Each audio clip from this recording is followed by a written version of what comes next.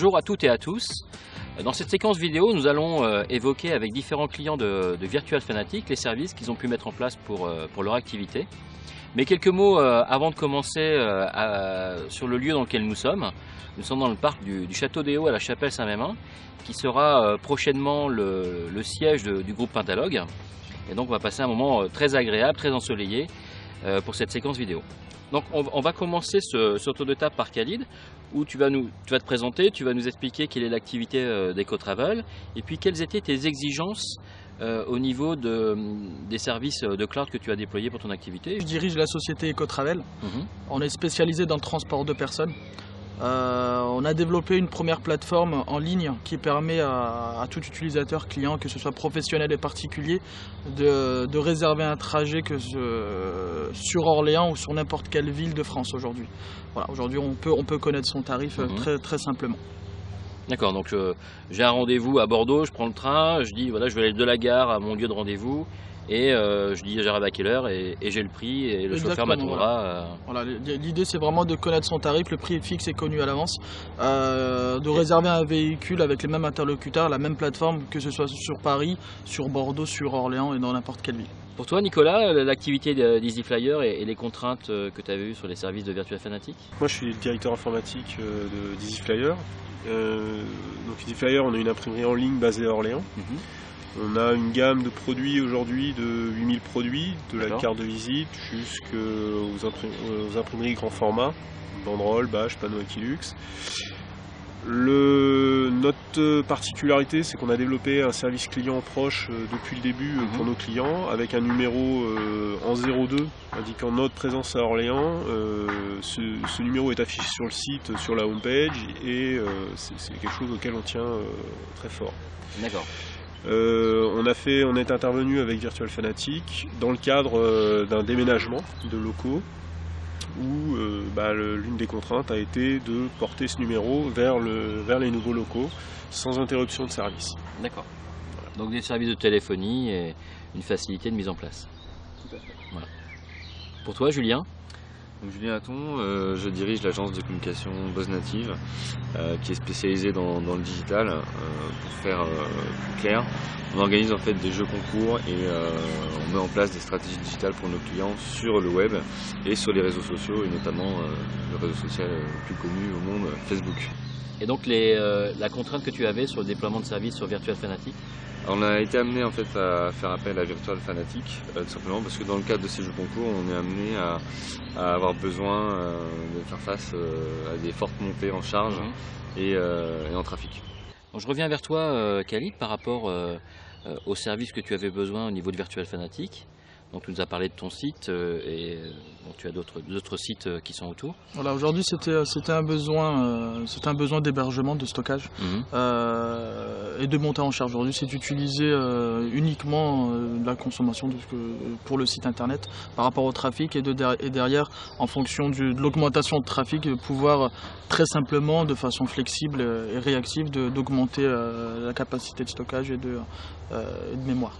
C'est vrai, ta plateforme elle est dans un data center virtuel auquel on a affecté une puissance et aujourd'hui tu peux avoir des pics dans cette puissance, et demain tu as besoin de plus de puissance. Pas de migration, pas de changement, on fait juste une augmentation de ces ressources-là. Et ça nous permet aussi d'étudier à quel moment nous avons des pics, etc. Vraiment d'allouer de la consommation pour ces pics-là, et vraiment de bien connaître notre activité. Et là derrière, s'il y a un besoin d'ajout, là comme récemment, on a ajouté plusieurs blogs sur notre hébergement, ça n'a rien changé au niveau de la consommation, quoi. Par contre, quand il y aura 100 000 accès jour sur ces blogs, au moins tu sais comment absorber cette puissance. Exactement, voilà. Ce n'est plus une problématique. Tout à fait. D'accord. De ton côté, Julien, sur ces opérations où tu as besoin d'une montée en charge, celle qu'on a faite il y a quelques mois, comment ça s'est passé? Quelles étaient les contraintes? Donc c'était en fait pour un groupe international, on a mis en place un jeu concours mondial, et on devait faire face justement à une montée en charge sur une courte période, 1 à 2 semaines de jeu concours. Voilà, on était parti sur une base de plus d'1 million d'emails. Donc 1 million d'emails avec potentiellement 1 million de joueurs sur 1 à 2 semaines, c'est quand même une grosse intensité. Ouais, voilà, donc c'est pour ça qu'on a fait appel à Virtual Fanatic pour avoir une solution ponctuelle et flexible surtout, et qui nous assure que le service fonctionne pendant la durée du jeu. On n'a pas le droit à l'erreur, on ne commence pas le jeu après. Ouais, en si peu de temps, pas le droit à l'erreur. Et comment ça s'est mis en place et qu'est-ce qui a pu te rassurer dans ce qu'on a On a fait appel au service client, Virtual Fanatic, qui nous a permis de faire des tests, des périodes de tests et de voir que tout fonctionnait et qu'on pouvait justement assumer cette charge de trafic pendant le jeu concours. C'est vrai que dans cette phase de test, on a mis en place des outils qui ont permis de valider l'application que vous aviez développée sur le fait qu'elle consommait pas trop de ressources, qu'elle soit la plus optimisée possible. Et on est monté, je crois, à quelques dizaines de milliers de sessions simultanées sur différents scripts pour pouvoir voir comment la plateforme se comporte. Et en plus, derrière, on a pris encore une assurance supplémentaire. Voilà, on avait pris plus large aussi pour être sûr. Voilà, le but c'était que l'opération soit faisable. Et c'est vrai que le coût d'une plateforme comme celle-là est supportable sur une courte durée et pas en permanence, quoi. Tout à fait. Très bien, merci. Pour toi, Nicolas, on parlait tout à l'heure de la téléphonie pour EasyFlyer. Concrètement, comment ça s'est mis en place et comment on a pu répondre à tes exigences? C'est un projet qui a démarré à l'occasion de notre déménagement. Donc on déménageait pas très loin, mais on s'éloignait encore un peu plus de la zone de couverture en termes d'ADSL, de qualité. On avait une téléphonie IP et l'objectif c'était d'arriver à faire un déménagement de notre téléphonie IP à une date la plus proche possible, parce qu'on avait déjà les locaux, avec sans perte, sans interruption de service. Et puis en conservant donc notre numéro auquel on tient, parce que c'est notre identité et il est connu de nos clients. On a travaillé avec Virtual Fanatic et la solution qui nous a été proposée correspondait parfaitement et surtout était capable de répondre à tous ces points-là. Le délai, de l'agilité. Ce que les autres opérateurs n'étaient pas forcément capables de faire, notamment l'opérateur avec lequel on travaillait, qui n'était pas capable de conserver le numéro qu'on avait. Alors quand ça fait partie de l'identité, on ne cherche pas d'identité comme ça. Donc on a mis en place une ligne SDSL pour supporter notre trafic dédié à la téléphonie. Et puis une plateforme côté Virtual Fanatic qui a été montée très rapidement, parce qu'elle était disponible bien avant la SDSL. Oui. Et puis en termes de délai, ça a été mis en place de souvenir en 6 semaines. C'est le délai de la SDSL qui était le plus long. Là où tous les délais qu'on nous proposait étaient au-delà des 10 semaines, voire 12-15 semaines, quoi. Donc c'est plutôt une belle réussite. Donc on a pu porter les numéros. Aujourd'hui, pour toi, ajouter des postes téléphoniques, c'est complexe? Alors c'est complexe de notre côté parce que il faut câbler le bâtiment, donc on a un câblage qui est... Là on est en dehors du monde virtuel, c'est plus dur. On est sur un câblage qui est un peu archaïque, mais à part ça, du côté de Virtual Fanatic, c'est juste le temps de recevoir le poste, parce qu'on n'a pas assez de postes de notre côté, et autrement les opérations elles sont faites instantanément pratiquement, puisque on peut les faire, les opérateurs les font directement en ligne. Donc tu exploites le service client qui est là pour répondre.